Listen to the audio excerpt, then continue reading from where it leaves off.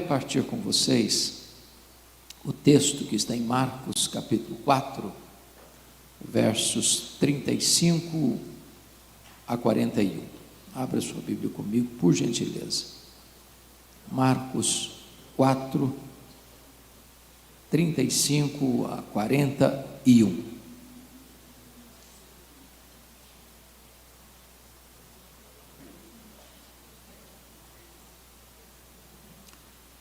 Lido o texto, por favor, mantenha sua Bíblia aberta nesta passagem para considerarmos juntos o texto. Está escrito assim: naquele dia, sendo já tarde, disse-lhes Jesus: passemos para outra margem. E eles, despedindo a multidão, o levaram assim como estava no barco, e outros barcos o seguiam. Ora, levantou-se grande temporal de vento, e as ondas se arremessavam contra o barco, de modo que o mesmo já estava a encher-se de água. E Jesus estava na popa, dormindo sobre o travesseiro. Eles o despertaram e lhe disseram: Mestre, não te importa que pereçamos? E ele, despertando, repreendeu o vento e disse ao mar: acalma-te, emudece. O vento se aquietou e fez-se grande bonança. Então lhes disse: por que sois assim tímidos? Como é que não tendes fé? E eles, possuídos de grande temor, diziam uns aos outros: quem é este, que até o vento e o mar lhe obedecem? Amém. Eu quero aqui, à guisa de introdução, fazer 4 declarações. Primeiro, as tempestades da vida não apenas existem, mas elas são inevitáveis. Nenhum de nós navega pelos mares da vida com águas tranquilas, mar esmaltado, sem vendavais, sem tempestades. Não vivemos no estufo, não estamos blindados. Nenhum de nós está imune às lutas, às dores, às lágrimas, às lutas da vida. Ricos, pobres, grandes, pequenos, doutores, analfabetos, ricos, pobres, crentes e descrentes, todos nós estamos expostos a isso. Talvez uma evidência eloquente desse fato foi a pandemia que assolou o mundo. Mais de 6 milhões de pessoas mortas. Morreram ricos e pobres, empresários e empregados, donos de impérios financeiros e pessoas desprovidas de qualquer recurso. A tempestade chega democraticamente para todos. A segunda declaração que eu quero fazer é que as tempestades são também imprevisíveis. Elas chegam sem aviso prévio, de súbito.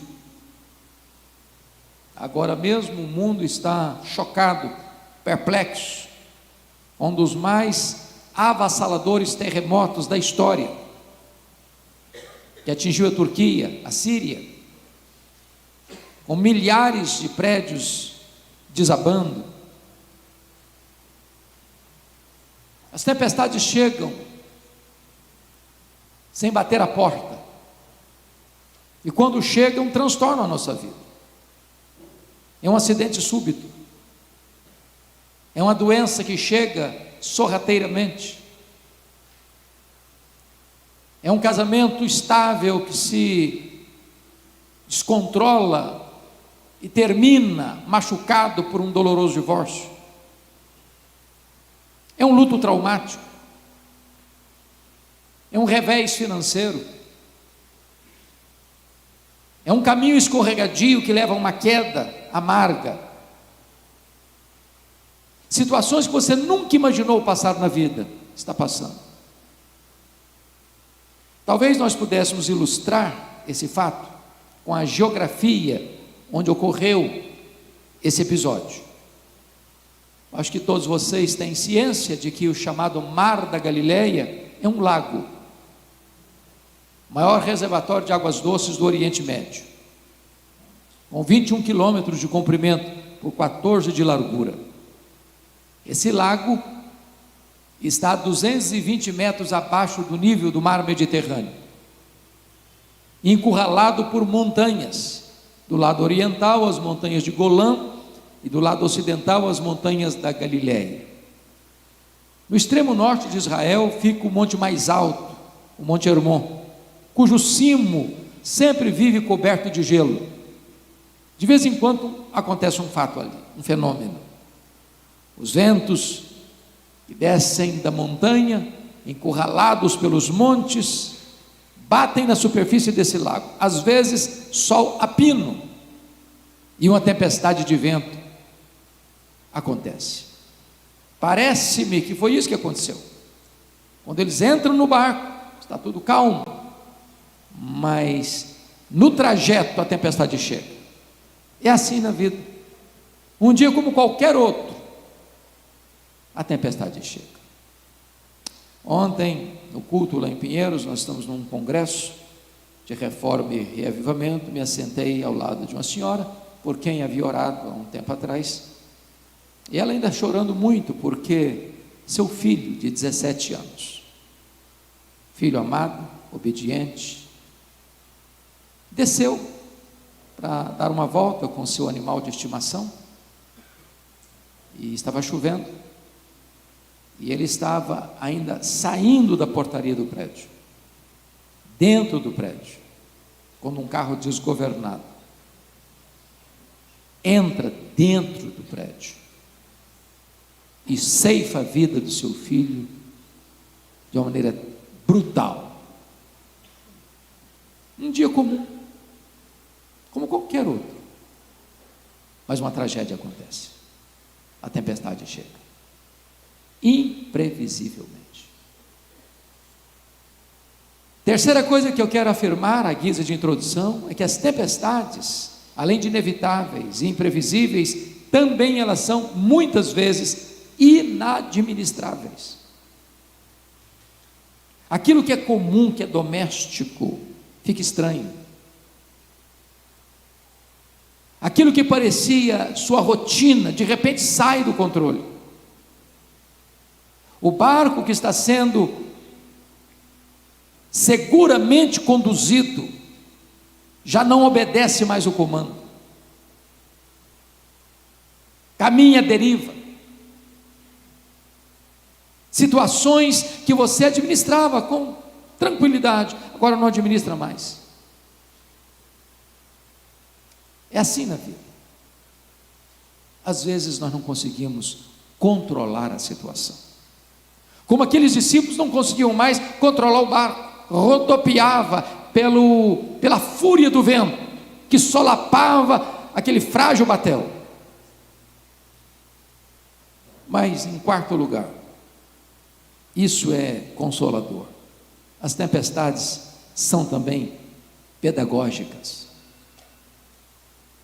Em outras palavras, nós cremos que Deus é soberano. E nós cremos que nada acontece sem um propósito, para nós às vezes desconhecido, até misterioso. Mas tudo que ocorre conosco, ainda que uma tragédia, Deus pode usar isso para fortalecer-nos, para encorajar-nos, para consolar-nos, para nos levar para frente. As tempestades da nossa vida não vêm para nos destruir, vêm para fortalecer as musculaturas da nossa alma. Elas estão fora do nosso controle, mas jamais fora do controle de Jesus. Dito isto, vamos pousar os olhos nesta passagem. O contexto fala que Jesus estava todo aquele dia ensinando as parábolas do reino. Se você já deu palestras, ou deu aulas, ou já pregou, ou já falou durante um dia, ao final do dia você está exausto. E Jesus então entra no barco, diz para os seus discípulos: passemos para outra margem. E ele, verdadeiramente homem, cansado, exausto, pega um travesseiro, vai lá para a popa do barco, deita e dorme. No transcurso para outra margem, subitamente chega a tempestade.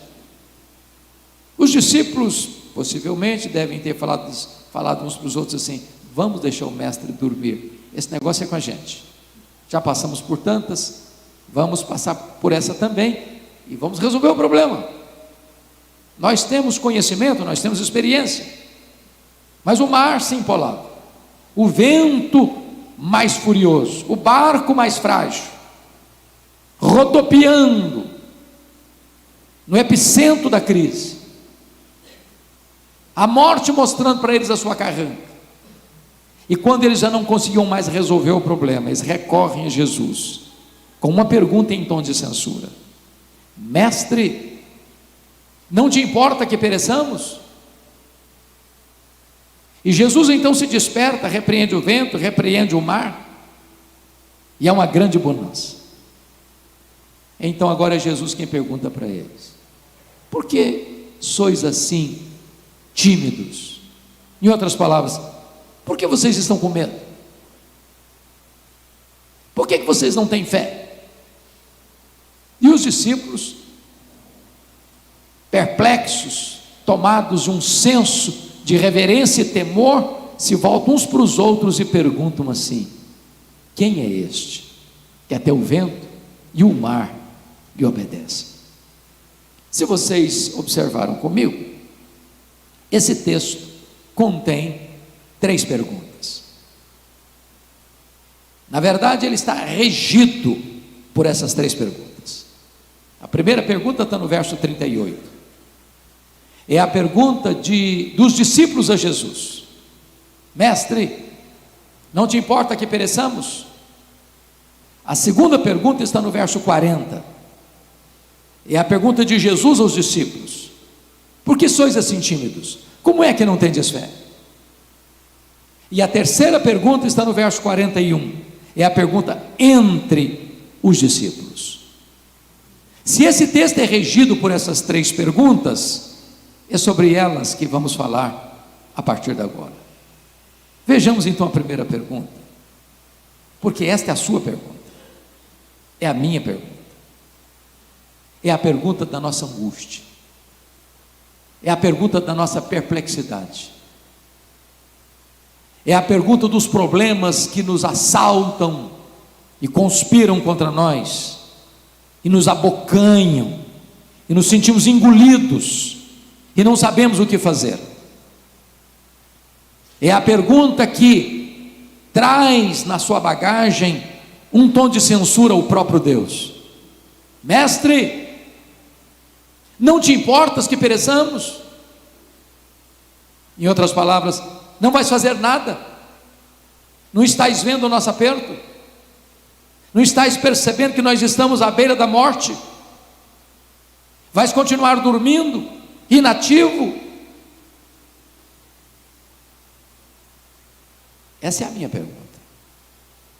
E às vezes, encurralado por dores tão atrozes, eu já levantei minha voz com esse senso de urgência. A grande pergunta é: por que eles estão fazendo essa pergunta a Jesus em tom de censura? O que não estava bem resolvido na mente deles? Primeiro, não estava bem resolvido na mente deles a conciliação entre a ordem de Jesus: passemos para outra margem, e a tempestade. É consenso comum que, se eu estou fazendo o que Jesus me manda fazer, eu estou obedecendo a Ele, vai dar tudo certo. Como aquele cântico que a gente aprendeu, quem foi criado num berço cristão, com Cristo no barco, tudo vai muito bem. O problema é que Jesus está no barco e não está indo tudo bem. A tempestade está aí. A morte está mostrando para eles a carranca. Porque entender a tempestade que Deus mandou atrás do profeta Jonas é fácil. Deus mandou a tempestade atrás dele para colocá-lo de volta no caminho da obediência. Mas como é que você vai entender que você está andando com Deus e a tempestade chega?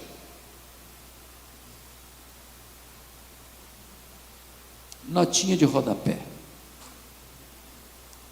Crente desviado é endereço certo de tempestade, sabia? Deus vai mandar a tempestade atrás de você. Não para destruir você, mas para colocar você de volta no caminho. O que eles não estão entendendo? Segundo lugar, eles não estão entendendo, por isso estão angustiados, a conciliação entre a urgência do problema deles e a demora de Jesus em resolver o problema. O que Jesus estava fazendo no barco? Dormindo. Quem está dormindo não está agindo. Irmãos, tem horas que a demora de Deus grita mais alto nos ouvidos da nossa alma que os ruídos mais barulhentos das circunstâncias mais adversas. É quando você ora por uma causa urgente, parece que o problema se agrava. Você ora pela cura de um parente e a doença fica pior ainda. Você tem urgência e o problema se arrasta. Talvez é a dor da Marta, que mandou um recado para Jesus: está enfermo aquele a quem amas. E quando Jesus chega, o irmão dela já está sepultado há 4 dias. E ela ficou tão angustiada, que quando Jesus chegou em Betânia, em vez dela falar Shalom, ela despejou sua mágoa. Se tu estiveras aqui, meu irmão não teria morrido. Conjugou o verbo no passado. Jesus: não, Marta, o teu irmão há de ressurgir. Ela diz: eu sei, eu sou crente, eu sei que vai ressurgir no último dia. Conjugou o verbo no futuro. Jesus: não, Marta, eu não fui, eu não serei, eu sou a ressurreição e a vida. O Senhor Jesus não chega atrasado. Ele pode chegar atrasado no meu relógio, no meu tempo, na minha expectativa, mas se Ele parece chegar atrasado, é porque está preparando algo maior e melhor para a nossa vida. As tempestades são pedagógicas.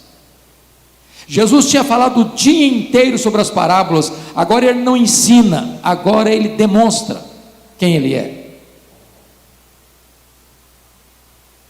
Nós temos mais experiências com Deus nas tempestades da vida do que nas celebrações da vida. É na dor que nós aprendemos com mais profundidade. Elas são pedagógicas. Então, diz a Escritura, que Jesus se levanta, se desperta, e repreende o vento, e repreende o mar: acalma-te, emudece. E eu quero dizer para você que o mar escuta a voz de Jesus, que os ouvidos do vento se inclinam para ouvir a voz do Criador. Quando Ele fala, o universo inteiro escuta. O sol para, as estrelas aparecem, as nuvens dançam na abóbada celeste, uma mula profetiza, um verme corta uma planta, os demônios batem em retirada, os anjos correm para atender ao seu mandato, o universo inteiro se rende à voz onipotente do Criador. Acalma-te, emudece. É como aquela fera que ouve a voz do domador e se encolhe. E o vento se enjaula dentro das suas recâmaras.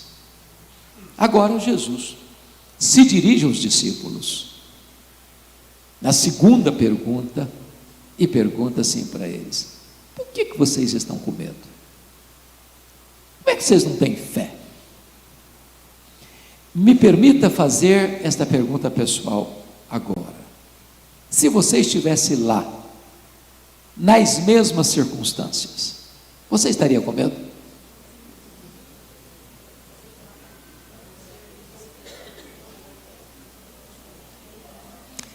Eu só fiz um cruzeiro em navio grande. Já fiz vários cruzeiros em navios pequenos, mas em navio grande só fiz um. Saiu de Santos, foi até as praias do interior do Rio. E eu prometi a mim mesmo nunca mais fazer outro cruzeiro na vida. Você pode me oferecer o mais lindo cruzeiro, tudo de graça, eu agradeço. Foi horrível, horrível. Ondas de 5 metros. Todo mundo dentro do navio com nauseado. Todo mundo. As pessoas iam jantar e saiam cambaleando pelos corredores, vomitando pelo corredor. Quando nós começamos a sair, retornando, eu sabia que eram 8 horas, eu não suportava mais, e eu fiz uma breve oração: Deus, ou eu durmo ou eu morro, eu não aguento isso. Agora, já pensou um barquinho frágil, de noite, sendo moído pela fúria do vento? As ondas sovando o barco frágil, enchendo o barco de água, a morte mostrando para eles a carranca, e Jesus pergunta assim: por que vocês estão com medo? Por que vocês não têm fé? Ô irmão, nós vivemos num mundo de tempestade, sabia? O mundo está uma tempestade borrascosa, em todos os sentidos. Em todos os sentidos. Sentido político, sentido ideológico,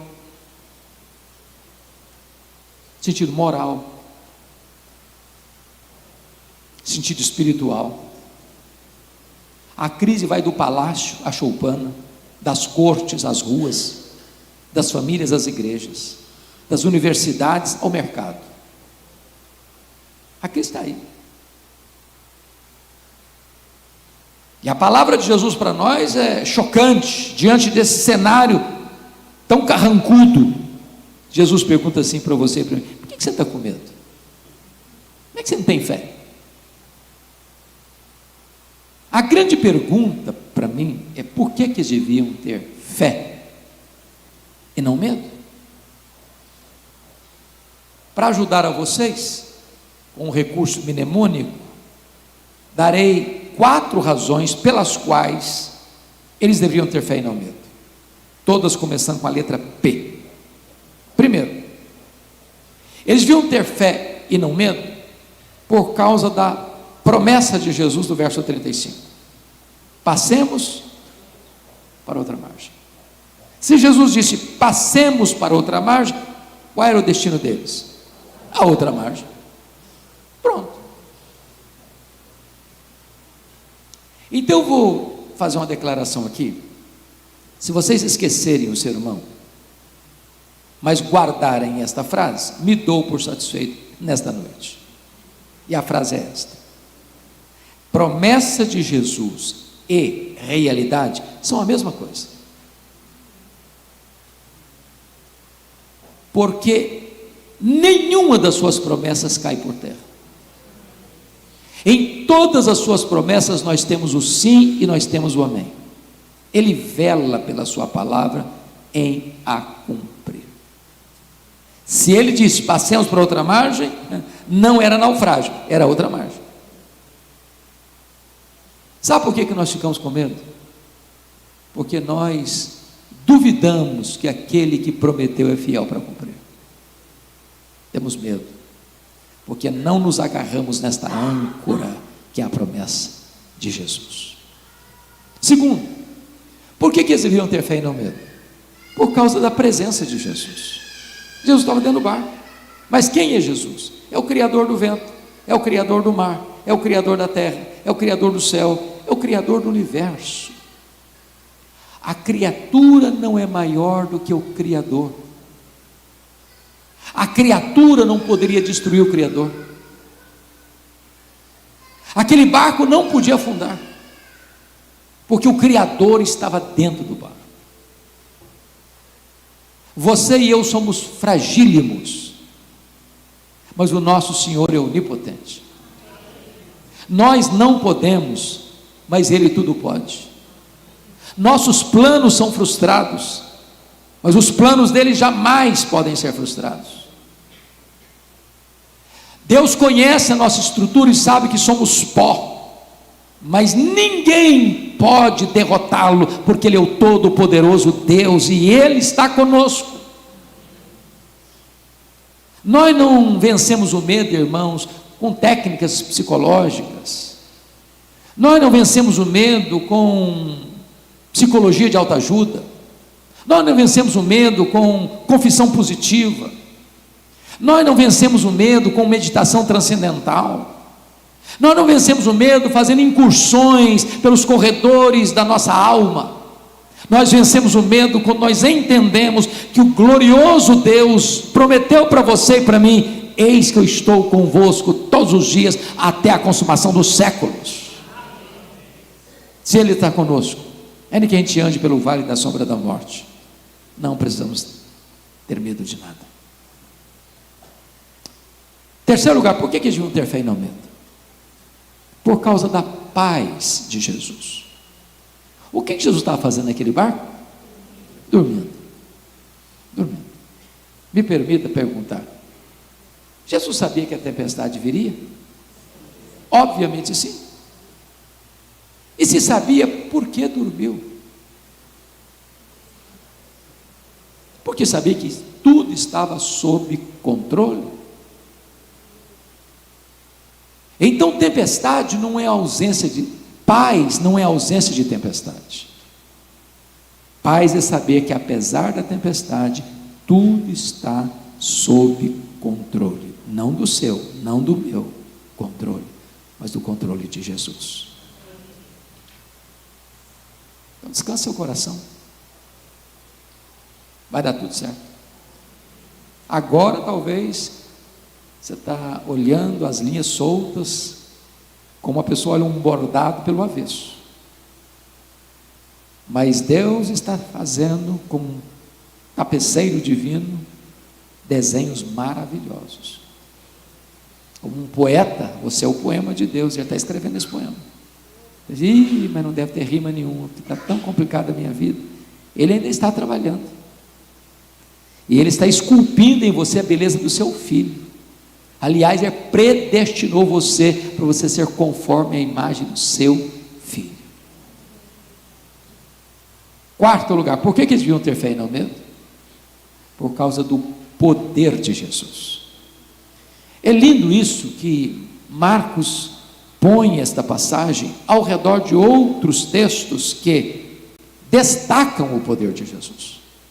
Por exemplo, quando Jesus, depois da tempestade, desembarca do outro lado, o outro lado que ele está falando é o lado oriental do lago, nas montanhas de Golã. Era uma região gentílica. Nós conhecemos por uma região grande, bem ampla, de Decápolis, 10 cidades gentílicas. Ali ficava Gadara, era um despenhadeiro, de noite, depois de uma tempestade, dentro de um cemitério. A coisa que você menos espera ver num cemitério de noite é gente viva. E lá tem um homem vivo, nu, gritando, se ferindo com pedras, violento, tomado por 6.000 demônios, uma legião. Legião é uma corporação romana de 6.000 soldados, a mais temível máquina de guerra do Império Romano, dentro de um único homem. E Jesus faz essa viagem de noite, para dentro de um cemitério, porque um foragido da lei, cujas algemas não podiam mais prendê-lo, enjeitado da família e da sociedade, um pária da sociedade. Mas Jesus vai para lá, porque no reino de Deus não tem lata de lixo, não tem ninguém descartável, não tem ninguém irrecuperável. E Jesus liberta esse homem, Jesus cura esse homem, Jesus transforma esse homem, Jesus salva esse homem, e Jesus envia este homem para a sua terra como missionário. Sabe por quê? Porque ele tem poder sobre a natureza e ele tem poder sobre os demônios. Quem manda no céu, quem manda na terra e quem manda no inferno é o Senhor Jesus. Quem tem as chaves da morte e do inferno é o Senhor Jesus. Quando ele volta para o lado ocidental, para a sua cidade, Cafarnaum, tem um homem muito aflito, um homem conhecido na cidade, chefe da sinagoga, o Jairo, era o senhor Jairo.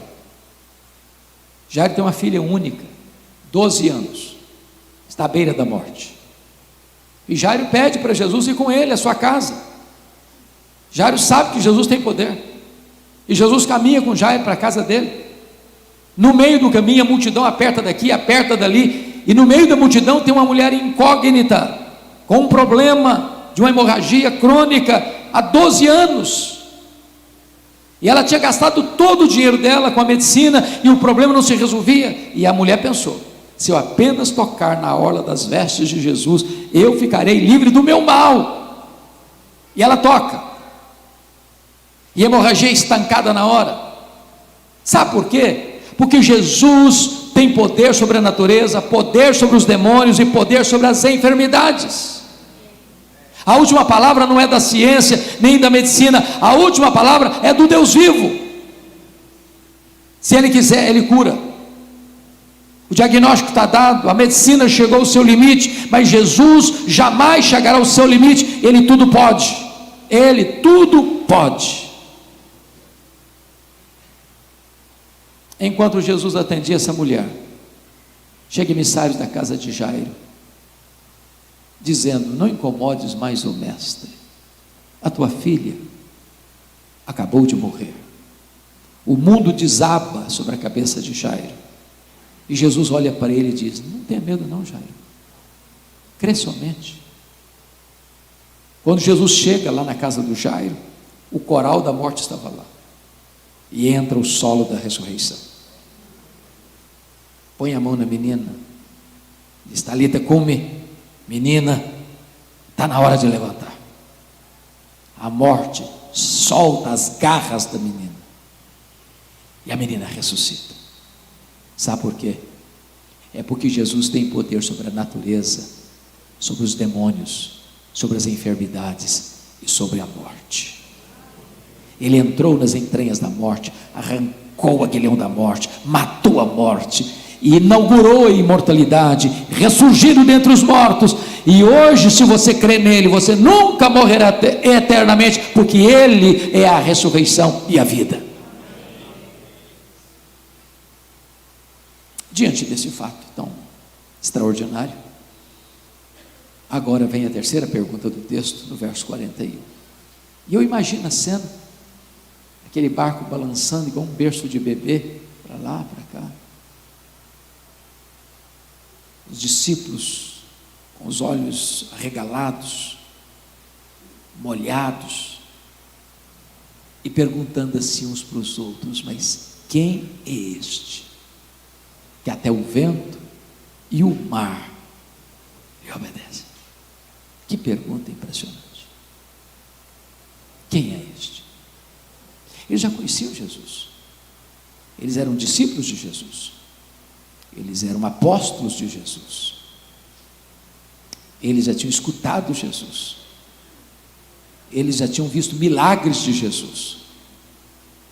Mas Jesus é um ser divino, inesgotável na sua beleza, na sua majestade, na sua grandeza.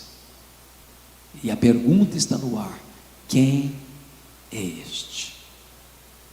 Hoje nós poderíamos responder esta pergunta.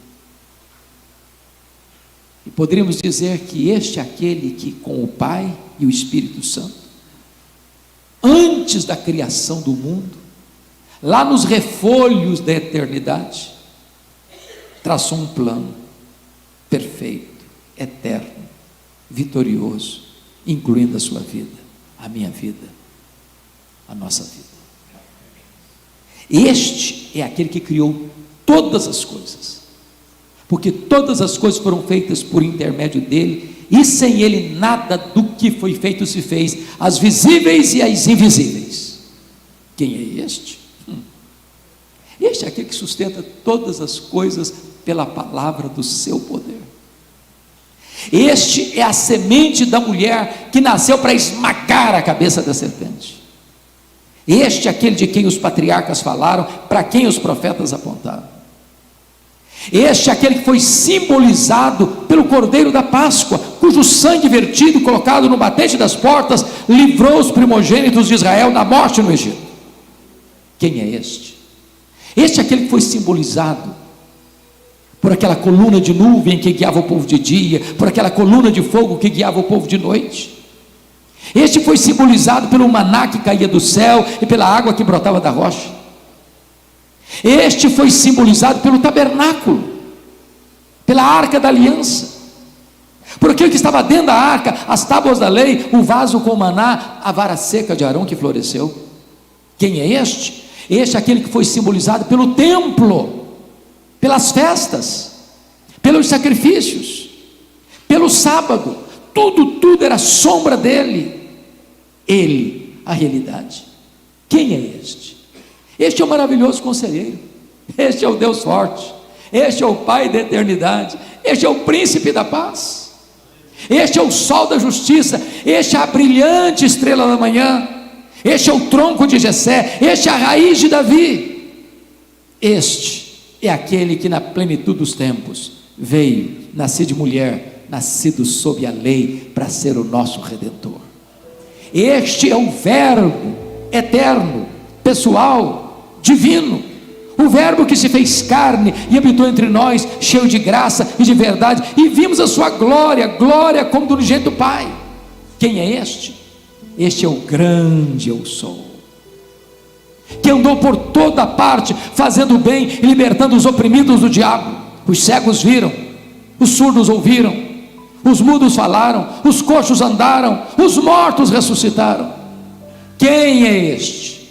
Este é o pão da vida, este é a luz do mundo, este é a porta das ovelhas, este é o bom pastor, este é a ressurreição e a vida, este é o caminho e a verdade e a vida, este é a videira verdadeira. Quem é este? Este é o Cordeiro de Deus que tira o pecado do mundo, o Cordeiro que foi morto, mas está vivo pelos séculos dos séculos e tem as chaves da morte e do inferno. Quem é este? Este é o cabeça da igreja, este é o fundamento da igreja, este é o dono da igreja, este é o edificador da igreja, este é o protetor da igreja. Quem é este? Este é o Alfa e o Ômega, este é o princípio e o fim, este é aquele que esteve morto, mas está vivo pelos séculos dos séculos. Quem é este? Este é o noivo da igreja,